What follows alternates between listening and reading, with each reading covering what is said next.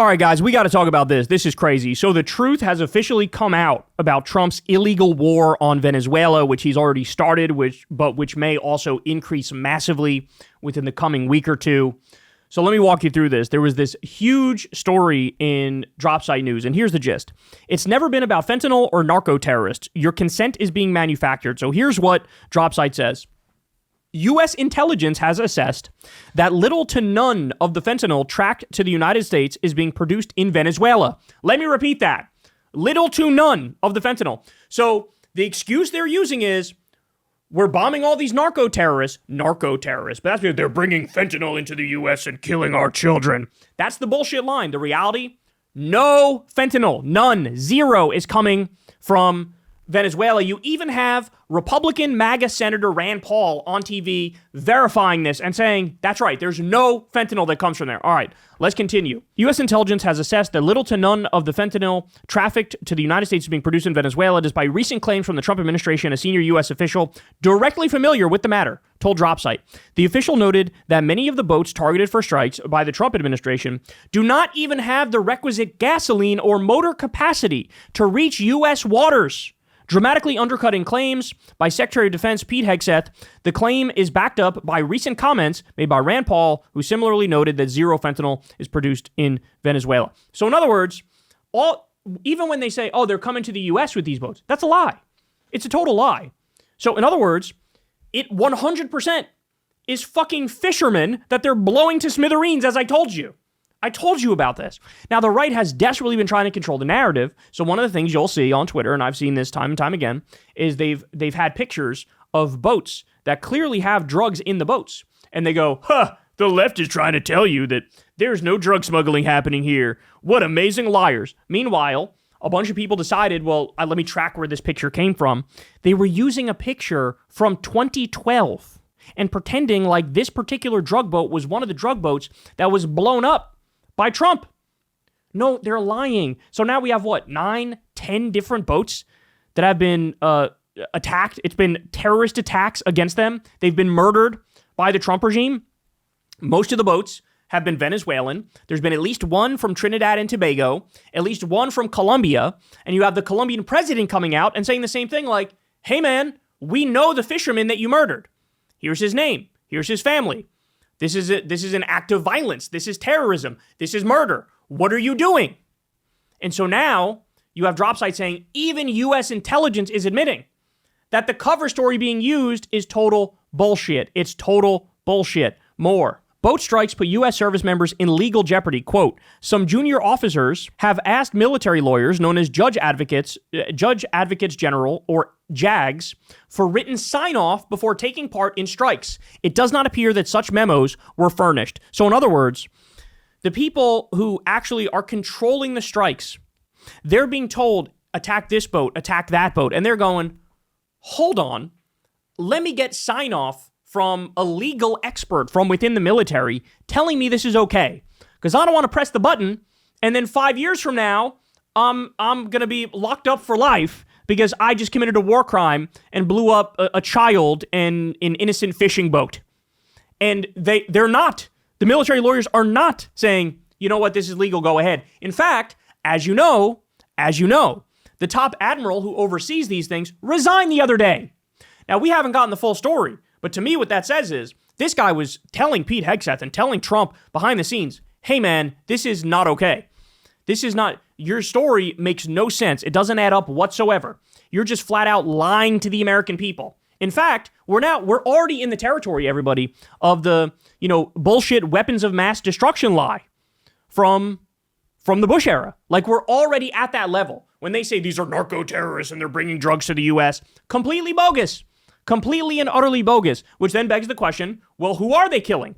They know they're killing fishermen and they don't care. In fact, the article goes into more specifics where they say Marco Rubio, who's spearheading this, he knows it's fishermen and he doesn't care. That's the cover story. That's all they need is a cover story.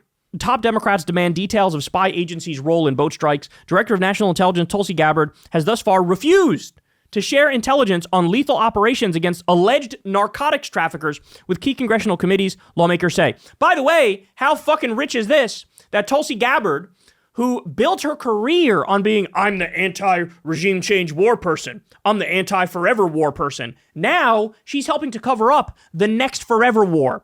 She's helping to perpetuate the next fucking Iraq has WMD's mass lie. Except she's doing it when it comes to Venezuela. This is fucking dark. This is dark shit, man. Because they're barely even trying to give you a load of bullshit. It doesn't even pass the smell test. It doesn't, like, at face value, I looked at this and said, oh, this is horseshit. Everybody knows this is horseshit. Because it is. It absolutely is horseshit. All right, more. Spencer Hakimian says, why are we going to war with Venezuela? And he posts this article here. Pentagon orders aircraft carrier to the Caribbean. So that's the other thing. We sent an aircraft carrier now there. The move is the strongest sign yet that the Trump administration envisions expanding its military campaign in the region. So to answer Spencer's question, why we're going to war with Venezuela, I wrote it out for everybody. Ready? Regime change, get rid of Maduro, install a U.S. puppet, let Trump's war criminal friend Eric Prince occupy the country with his mercenary army, formerly known as Blackwater, and steal the oil. Steal the oil. Ladies and gentlemen, we don't have to guess. Here's Trump 9 months before the 2024 election. Listen to what he casually says. How about we're buying oil from Venezuela? When I left, Venezuela was ready to collapse. We would have taken it over. We would have gotten all that oil. It would have been right next door. He literally just says it. Didn't bat an eyelash. Didn't think, hey, wait a second, isn't this one of those things I should save for the smoke-filled back room with a bunch of assholes in top hats and monocles, fucking rigging the global economy and starting wars? Shouldn't I save this for private company? No. One more time. Listen again. Listen closely. How about we're buying oil from Venezuela? When I left, Venezuela was ready to collapse. We would have taken it over. We would have gotten all that oil. It would have been right next door. Guys, he has a track record. He said the same shit with Iraq. He used to attack George W. Bush and Dick Cheney and go, what are they doing? They got to steal the oil. Steal the oil. To the victor, go the spoils. To the victor, go the spoils. They should take the oil. Trump said this about Syria in his first term. He said, we're occupying a third of Syria to take the oil. We're going to take the oil. That's what we're going to do. We're going to take the oil. Here he is talking about Venezuela because they tried to do regime change in the first term. But in the first term, it was more just CIA regime change. It was a coup. It was an attempted coup. And guess what?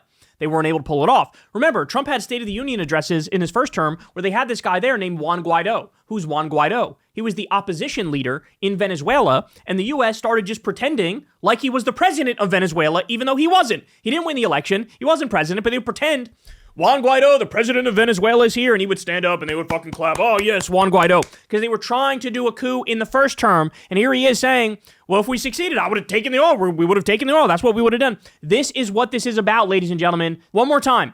Regime change. Install a U.S. puppet. Let Trump's war criminal friend Eric Prince occupy the country with his mercenary army and steal the oil. That's the goal. And they view this, the great global chessboard, this is how they think of politics, the great global chessboard, we need to handle everything in our hemisphere as ours, right? And so they say, wait a second, this is they call it the sphere of influence. This is our sphere of influence. So that's also why you stop and think, hey, why is he threatening Greenland? Why is he threatening Panama? Why is he threatening Mexico? Why is he now threatening Colombia? It's all in the sphere of influence. And most of these places are part of what's called the American technate, which is Elon Musk's Nazi grandfather believed in American technocracy, the technocracy movement. And the idea behind that is basically this fascist movement, which involves the imperial expansion of the U.S. to include Greenland, Panama, many countries that right now are not part of the U.S. And so this is what's happening. This is what's happening right in front of our eyes. They're trying to expand the empire.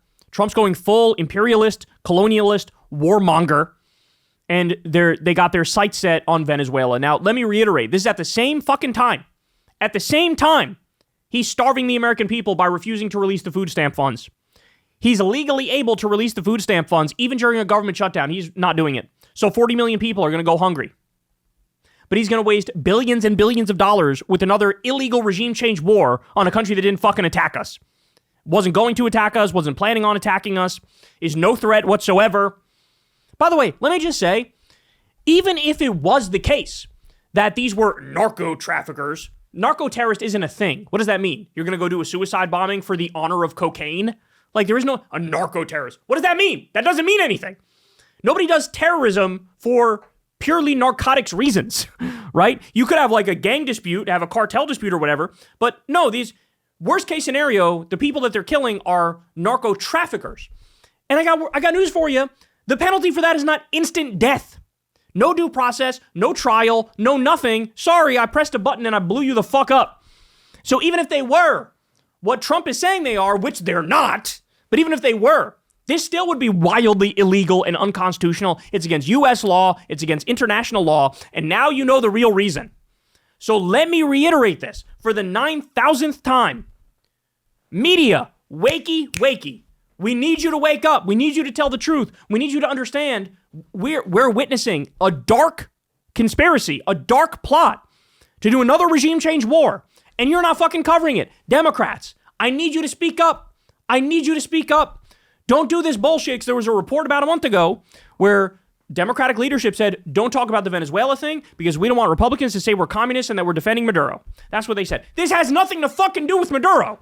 It has to do with, think of the precedent that's set. If the United States of America continues to say to the world, we are a nation above nations, not a nation among nations. The rules do not apply to us. We get to do whatever we want, however we want to do it. Well, by that logic, fucking any country can say, fuck international law, fuck our own domestic law. We kill who we want. We steal what we want. We live in a world where might makes right. We live in a world where it's the law of the jungle. I don't want to live in that fucking world. And currently, we are in that world because of what Israel has done to Gaza with our backing and because of what the U.S. has done with the illegal war in Iraq and now what we're doing here as well. I mean, it's astonishing that nobody stops and thinks, what if those fishermen, what if that was my family in that fishing boat? It could easily have been your fucking family. These are just innocent people trying to get some fucking fish, right? What if it was my family? What if it was somebody I knew? What if it was somebody I loved, right? What if this was a boat off the coast of fucking Florida and Iran blew it up or Venezuela blew it up? We would immediately say, oh, it's on like Donkey Kong. It's a wrap. We might fucking launch some nukes in this bitch. But when we do it to them, we have the nerve to pretend like this isn't even already a war. No, it's been a war from the first attack on the first fucking boat. That's a war that we declared on an innocent country that didn't fucking attack us, all because Trump wants more oil, he wants more power, he wants more control, he wants another fucking pet project for Eric Prince, his war criminal donor buddy. Jesus Christ, man. So here we are. It's all naked right in front of us. This is the dark, real reason why they're doing what they're doing. And it's time everybody comes to terms with that and fights back. Hey, y'all, do me a favor and like and subscribe. It helps out big time in the algorithm. Click the bell as well for notifications when videos drop. And watch that video on screen right now. You know you want to.